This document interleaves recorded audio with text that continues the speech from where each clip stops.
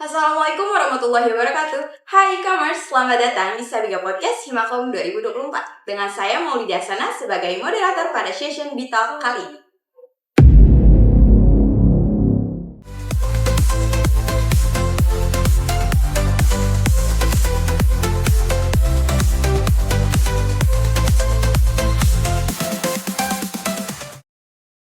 Pada session podcast kali ini, Bitalk membawakan tema perbedaan dan persamaan antara generasi Z dan generasi milenial nih, yang tentunya akan menambah wawasan para e-commerce.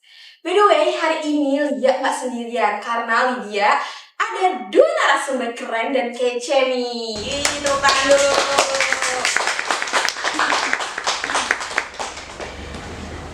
Pada kesempatan hari ini kita kedatangan tamu yang luar biasa keren, yaitu kebetulan beliau ini dosen dari Fakultas Ilmu Sosial dan Ilmu Politik dari Universitas Muhammadiyah Jakarta, yaitu Bu Sofi Hasna. Halo Bu Sofi, gimana kabarnya hari ini? Alhamdulillah baik. Alhamdulillah. Gimana tadi macet gak sih di jalan? Ya, dan kebetulan udah panas ya. Parah. Tapi nggak apa-apa, demi anak-anak komunikasi apa sih yang enggak? Dan kebetulan kami kedatangan narasumber kakak-kakak keren, kece dan gaul nih. Ada Kak Alisya Amri. Halo Kak Alisya.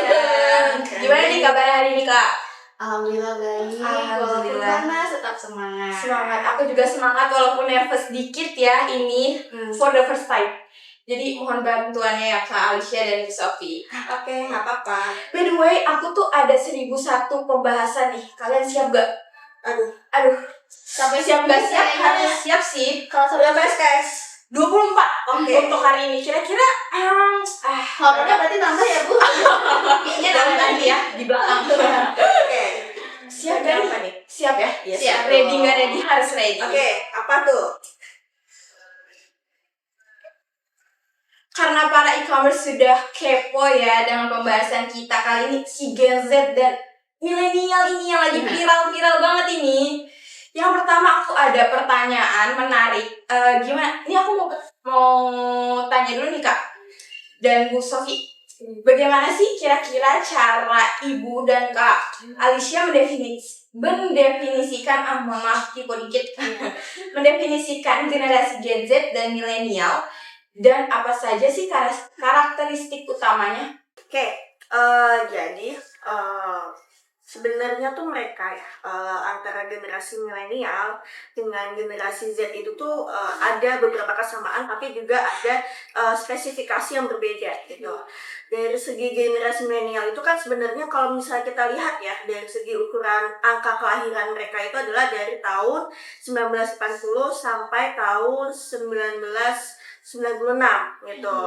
Nah, kemudian untuk generasi Z itu dari tahun 97 ya, sampai tahun 2012 kalau nggak salah. Nah, di situ sebenarnya cara persamaannya adalah mereka itu sama-sama lahir ketika ada perkembangan teknologi gitu.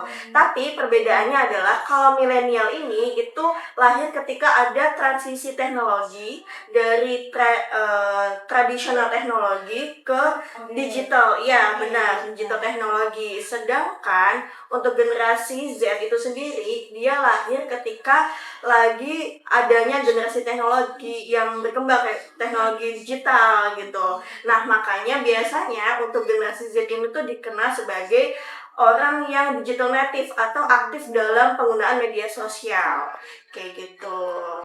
Kalau untuk Kak Alisya sendiri? Kalau aku mungkin nggak sedetail dan nggak seilmu yang maksudnya sepuh tidak sedetail sepuh dan tidak seilmunya itu. Tapi menurutku definisi dari Gen Z dan generasi milenial ini tuh lebih dari aku melihatnya dari work ethic ya. Karena menurutku di tempat aku kerja, di organisasi itu sebelumnya, atau ketika aku kerja sama dengan orang yang lebih tua daripada aku, orangnya all out banget gitu.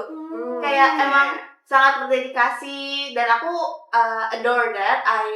Mencontoh hal tersebut. Tapi memang ada beberapa teman tuh kok yang secara Gen Z tuh kayak, ya ngapain sih semangat itu, kenapa sih sededikasi itu, namanya juga kerja, secukupnya aja lah. Mungkin dari situ sih yang paling mencolok ya. Mungkin kalau dibilang yang Kalisha sebutin itu generasi gitu. Generasi Z itu lebih ambis ya, kreatif gitu ya. Lebih kayak ke kerja secukupnya. Secukupnya. Kebaliknya dari Kalisha. Nambahin juga Oh, ya. boleh. Jadi kalau generasi milenial itu tuh emang ada karakteristiknya. Jadi karakteristiknya itu adalah dia itu lebih mementingkan stabilitas pekerjaan gitu. Jadinya dalam hal belajar pun gitu.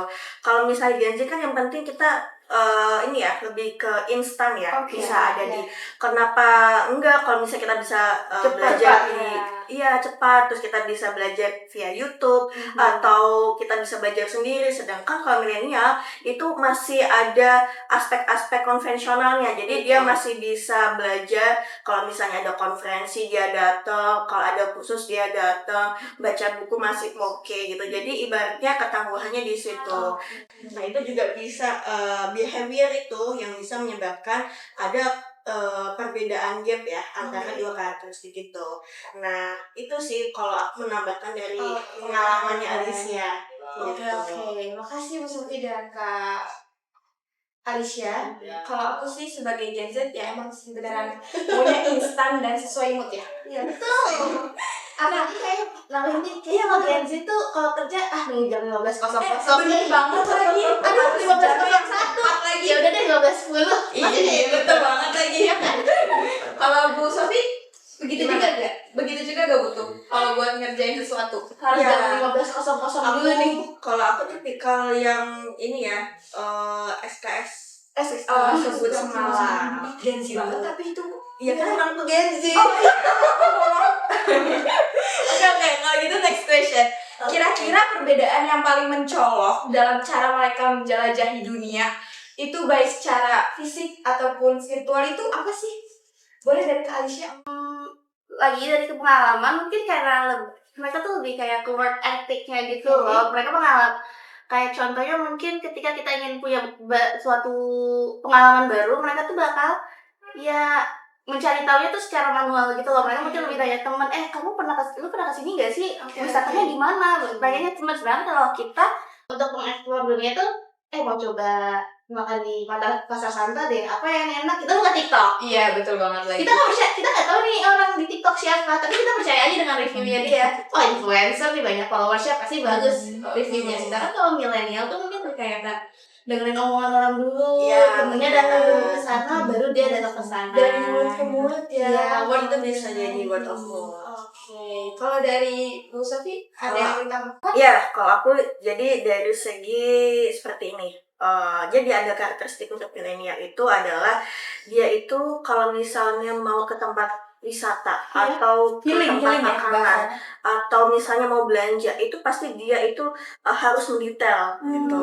Mendetail ke misalnya dia harus melihat review di blog atau di YouTube yang durasinya lebih panjang gitu kan.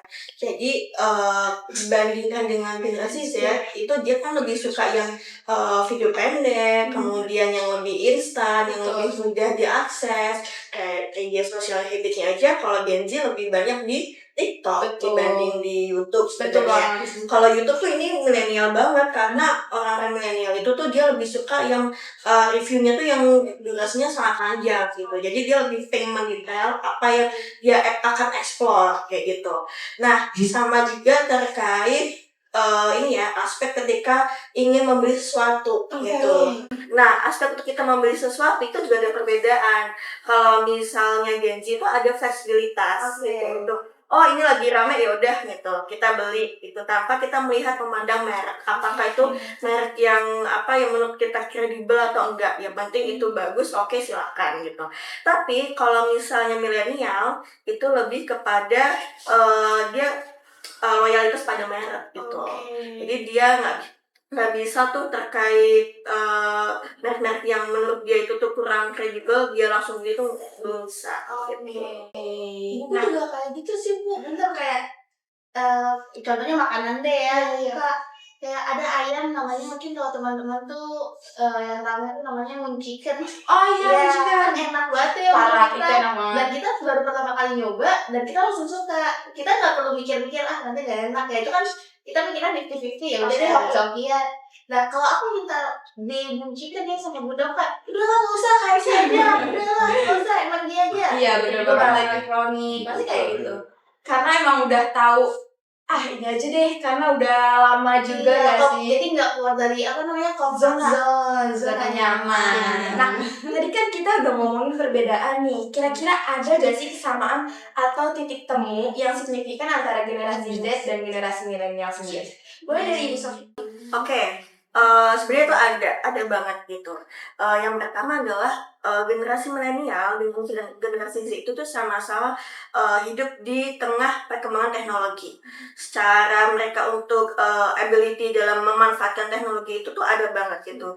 Mereka sama-sama itu tidak gagap ya dalam penggunaan teknologi gitu, apalagi di dalam dunia kerja gitu. Jadi ibaratnya kalau misalnya kita bandingkan misalnya generasi Z dengan generasi X atau generasi baby boomer itu juga gapnya akan terlalu jauh gitu. Tapi kalau misalnya generasi milenial dengan generasi Z ini tuh masih hampir sama, masih berdampingan gitu. Terus sisi yang kedua adalah terkait ketangguhan stabilitas untuk pekerjaan gitu. Kalau misalnya Gen Z itu kan istilahnya adalah menciptakan bagaimana adanya work life balance ya gitu. Adanya keseimbangan antara kehidupan dengan pekerjaan. Sebenarnya milenial itu juga sama, tapi dia lebih kepada pengakuan pekerjaan, kemudian juga stabilitas finansial dan lain sebagainya. Jadi lebih ke situ sih.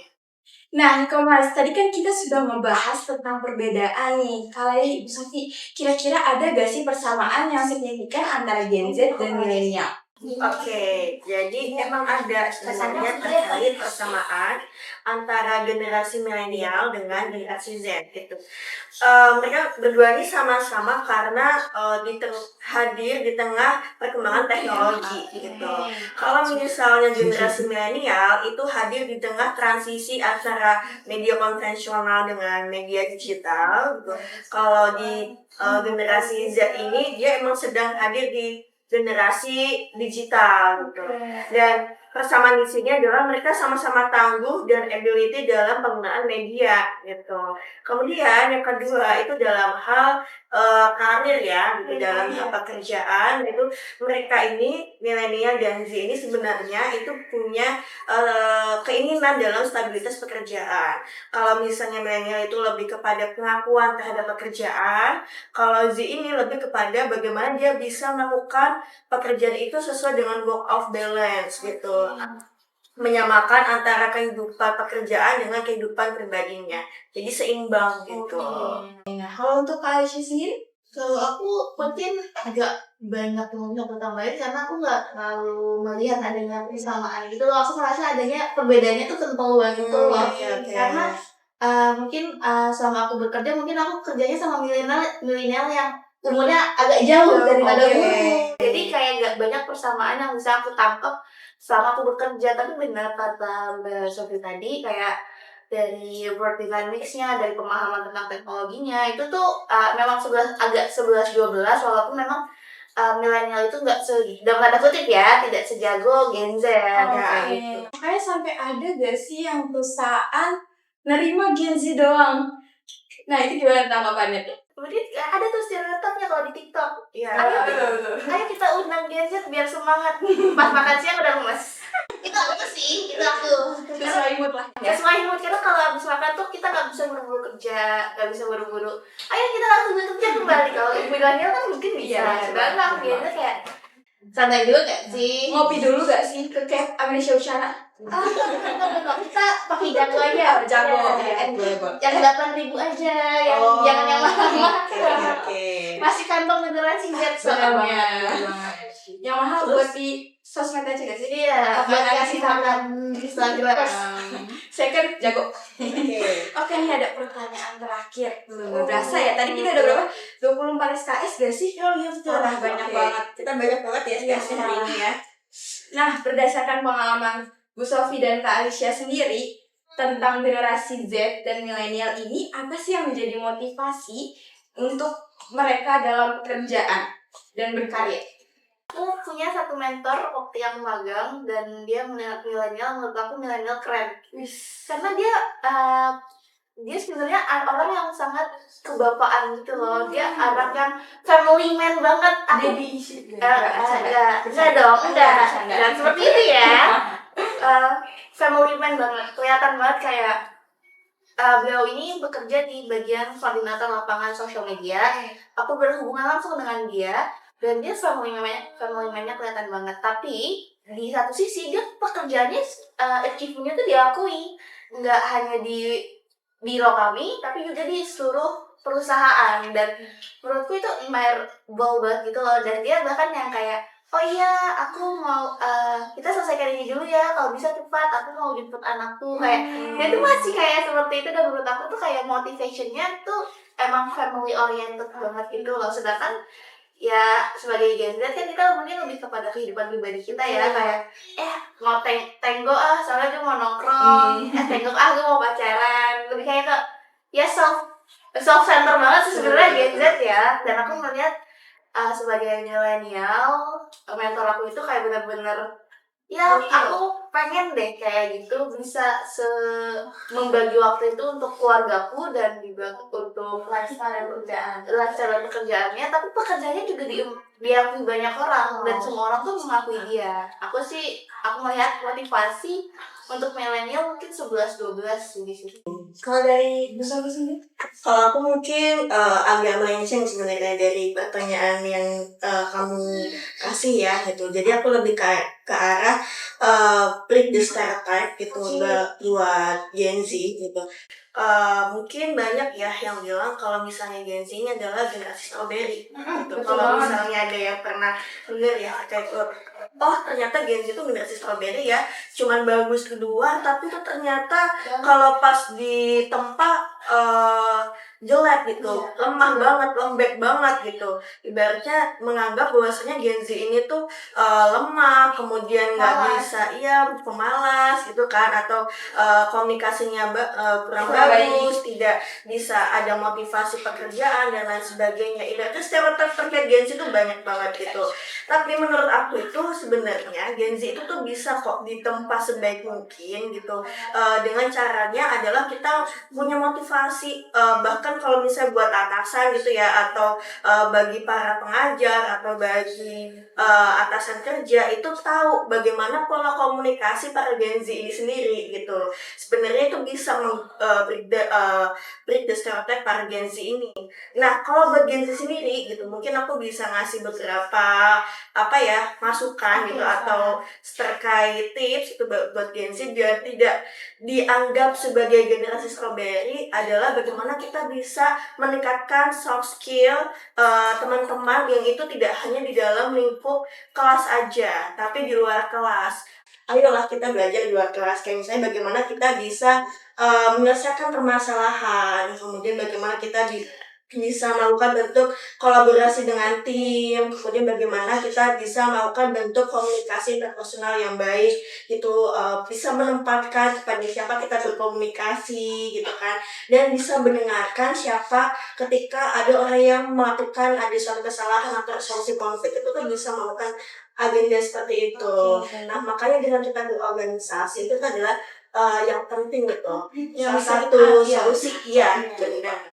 Nah, e-commerce tadi itu adalah pembahasan kita tentang persamaan dan perbedaan dari Gen Z dan milenial. Untuk e-commerce nih, ternyata tuh Gen Z dan milenial itu nggak terlalu beda ya. Kayak mungkin bisa barengan, tapi mungkin si Gen Z ini semakin di depan sedikit lah ya. Nah, seperti kata pepatah nih, Rome wasn't built a day. Begitu juga dengan generasi muda kita, mereka punya potensi besar dan bisa membawa perubahan positif bagi dunia nih ke depannya. Bisa dibilang generasi emas lah ya. Nah, untuk e-commerce jangan lupa like, comment, and subscribe karena kita bakal ada podcast selanjutnya dan gak kalah lebih seru daripada ini. Jangan lupa untuk follow our social media kita dan sampai jumpa di podcast selanjutnya. Bye bye. Terima kasih untuk Bu Sofi dan Kak Aisyah. Dadah. Sama-sama.